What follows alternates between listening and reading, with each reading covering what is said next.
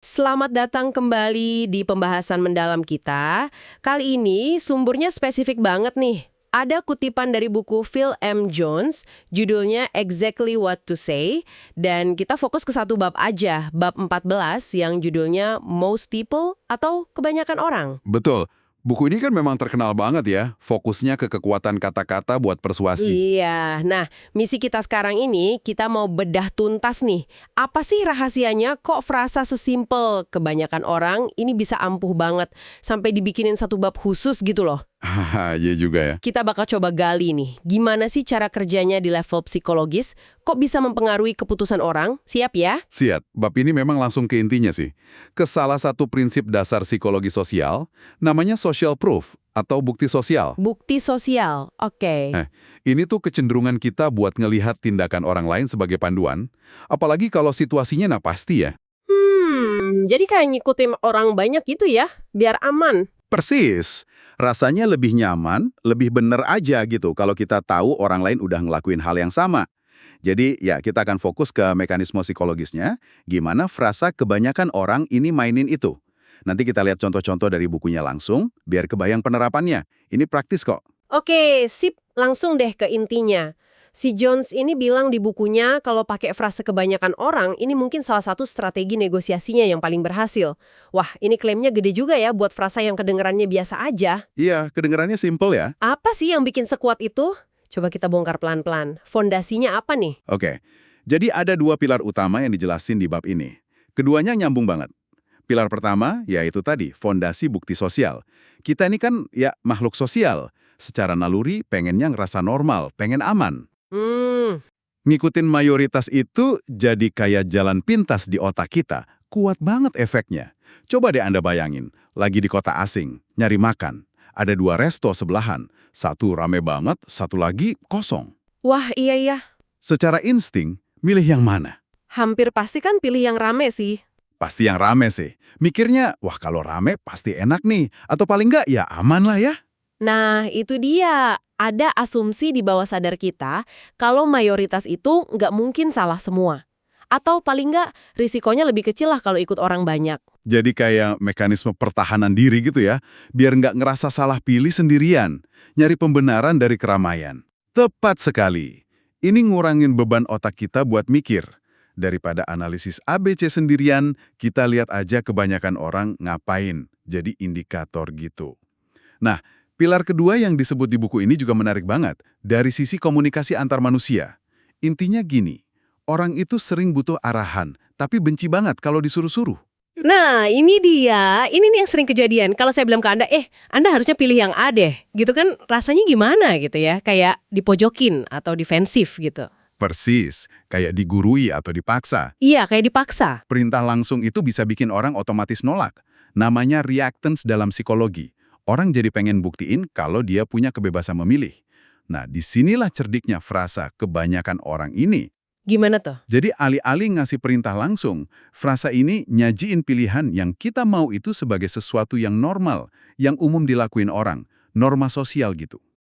Jadi bukan Anda harus isi formulir ini sekarang, tapi diubah jadi biasanya sih yang kebanyakan orang lakuin di tahap ini itu ngisi formulir sama saya hari ini, gitu ya contohnya? Betul sekali. Terus kata bukunya apa yang terjadi di kepala orang pas denger gitu? Menurut si Jones ini, pas dengar kebanyakan orang melakukan X, itu kayak ada suara kecil di kepala kita yang otomatis bilang, oh, kalau gitu mungkin gue juga harusnya gitu kali ya. Ya juga ya. Karena kita kan pengennya jadi bagian dari kebanyakan orang itu ya, bagian dari mayoritas yang normal. Jadi frasa ini ngasih arahan yang kuat, tapi nggak kerasa kayak ditekan secara pribadi. Jadi kayak ngebentuk tindakan itu sebagai pilihan yang logis, yang umum, bukan perintah dari si ngomong. Halus, tapi kena. Wah, menarik banget ya cara kerjanya. Kayak ngasih peta jalan yang udah dilewatin banyak orang. Gitu ya, bukan dorong orang ke satu jalan. Jadi ngasih arahan tapi nggak bikin egonya terusik. Nah, pasti ada contoh konkretnya dong di buku, biar lebih jelas gitu. Tentu. Contoh-contoh ini ngebantu kita lihat gimana frasa ini bisa diadaptasi ke macam-macam situasi. Coba kita lihat beberapa dari bab 14. Misalnya nih, dalam situasi jualan atau daftar layanan, gitu ya, kan ada langkah-langkahnya tuh. Daripada bilang, langkah selanjutnya, Anda harus isi formulir ini, nah bisa diganti jadi, yang kebanyakan orang lakukan sekarang adalah mengisi formulir ini bareng saya, nanti habis itu Anda akan terima paket selamat datangnya, terus kita bisa jadwalkan sesi orientasinya. Kerasa bedanya yang kedua itu lebih kayak ngajak kerja sama ya, nggak maksa. Kesannya jadi, oh emang gini ya standarnya, bukan gue disuruh nih. Kalau contoh lain ada nggak? Mungkin pas nawarin produk baru gitu kan orang suka masih ragu tuh. Ada contoh bagus buat itu. Bayangin Anda lagi ngenalin produk baru. Calon pembeli masih maju mundur nih, mau langsung beli banyak. Kalimatnya bisa gini. Yang kebanyakan orang lakukan sih, biasanya pesen dalam jumlah kecil dulu buat coba-coba. Mereka tes beberapa varian terbaik kita, lihat cocok nggak sama rutinitas harian mereka. Nah baru deh mutusin mau lanjut gimana. Wah ini pinter banget. Ini langsung jawab kemungkinan orang keberatan soal resiko atau komitmen awal yang gede dengan bilang kebanyakan orang mulai dari kecil jadi kedengaran wajar dan bijak kalau dia ngelakuin hal yang sama. Tekanan buat langsung beli banyak jadi hilang. Betul, jadi dinormalin gitu sikap hati-hatinya, tapi tetap ngarahin ke tindakan, yaitu beli dikit dulu. Ada lagi contoh buat situasi di mana orang ragu ngambil peluang yang kelihatannya beresiko. Nah ini pasti sering nih kejadian kayak gini. Gimana tuh pakai frasanya? Kalau situasinya gitu, Jones nyaranin kalimat kayak gini. Kebanyakan orang di posisi Anda sekarang, ini pasti bakal nyambut kesempatan ini dengan tangan terbuka. Apalagi kalau tahu resikonya sebenarnya kecil banget.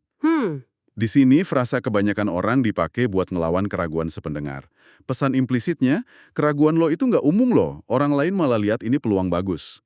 Ini bisa efektif banget buat nenangin rasa takut dan dorong dia ambil keputusan. Jadi kayak pakai tekanan sosial secara halus gitu ya, buat tujuan persuasi, dengan bilang, kebanyakan orang aja nggak ragu kok. Anda malah bikin si pendengar jadi mikir, waduh, apa gue yang aneh ya karena ragu? Gitu kali ya efeknya. Kurang lebih begitu. Ini manfaatin keinginan kita buat nggak jadi aneh sendiri atau ketinggalan. Pas kita dikasih tahu apa yang normal atau umum dilakuin orang, dalam situasi yang mirip, otomatis kita jadi ngeevaluasi ulang posisi kita. Agak susah kan buat ngebantah secara langsung apa yang kebanyakan orang lakukan tanpa ngerasa kayak ngelawan arus gitu. Kalau dipikir-pikir lagi, kayaknya kita sering deh denger atau malah pakai variasi dari frasa ini ya, tanpa sadar. Kayak, biasanya sih orang langsung, atau standarnya emang gini kok. Sangat mungkin, prinsipnya sama aja. Normalisasi suatu perilaku atau pilihan biar lebih gampang diterima. Jadi, kesimpulan si penulis di bab ini cukup jelas. Frasa kebanyakan orang itu alat yang efektif banget buat ngatasin keraguan, ngelawan nunda-nunda, prokrastinasi, dan ya secara umum ningkatin pengaruh kita dalam komunikasi. Teknik negosiasi yang kerjanya di bawah radar kesadaran kita. Dan si Jones ini kayaknya yakin banget ya sama kekuatannya. Tadi ada kutipan penutup babnya kan? Gimana bunyinya? Iya, penutup bab 14 ini emang nunjukin banget keyakinan penulisnya. Dia bilang gini, kebanyakan orang mulai memasukkan kata-kata kebanyakan orang ke dalam beberapa percakapan harian mereka. Dan kebanyakan dari orang-orang tersebut melihat efek positif langsung pada tingkat pengaruh mereka. Wah, klaim yang berani banget ya. Percaya diri banget ya kedengerannya? Iya, tapi setelah kita bedah mekanismenya tadi, gimana dia nyentuh naluri bukti sosial kita, terus kebutuhan kita akan arahan, tapi nggak mau dipaksa, saya jadi paham sih kenapa bisa seefektif itu. Ini benar-benar nunjukin betapa dalamnya pengaruh sosial ke cara kita mikir dan bertindak ya. Dan ini jadi pengingat penting buat Anda juga para pendengar. Penting buat mulai sadar seberapa sering sih bias konformitas ini, pengen ikut mayoritas ini, mempengaruhi keputusan kita. Keputusan besar, keputusan kecil tiap hari. Kadang sadar, tapi seringnya nggak sadar. Ngenalin frasa kebanyakan orang dan variasi-variasinya itu langkah pertama. Anda jadi lebih peka kalau teknik ini mungkin lagi dipakai ke Anda. Entah di iklan, pas ditawarin sesuatu, atau bahkan obrolan biasa aja. Artinya kalau kita sadar, kita bisa jadi sedikit kebal gitu ya, atau paling nggak lebih kritis pas denger, nggak langsung ngikutin arus kebanyakan orang. Betul, kesadaran itu ngasih Anda jeda buat mikir. Oke, itu yang kebanyakan orang lakuin. Tapi apakah itu pilihan terbaik buat saya? Dengan situasi saya, nilai-nilai saya, tujuan saya. Di sisi lain, pemahaman ini juga bisa bikin Anda lebih berdaya loh. Anda bisa milih buat pakai frasa ini secara sadar. Dan ini penting banget, secara etis. Nah, etis ya. Iya, etis. Misalnya pas Anda benar-benar mau bantu orang ngatasin keraguan yang sebenarnya nggak perlu, terhadap pilihan yang Anda yakin baik buat dia.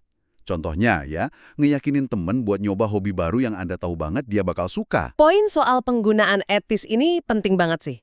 Kekuatan kata-kata kayak gini kan emang dua sisi mata uang ya. Bisa buat baik, bisa buat nggak baik. Jadi tahu alatnya bukan berarti harus nyalahgunain.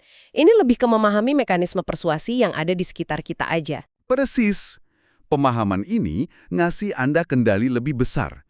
Bukan cuma soal gimana orang lain coba mempengaruhi Anda, tapi juga gimana Anda bisa komunikasi lebih efektif dan lebih sadar. Anda jadi lebih paham kenapa kata-kata tertentu bisa bekerja. Oke. Coba kita rangkum sedikit ya, inti pembahasan kita soal bab 14 dari buku Exactly What to Say ini. Jadi kita udah bongkar kekuatan di balik frasa simple kebanyakan orang. Rahasianya ada di dua pilar psikologis tadi ya. Pertama, kita secara naluri nyari aman dan validasi dari tindakan mayoritas, itu si bukti sosial.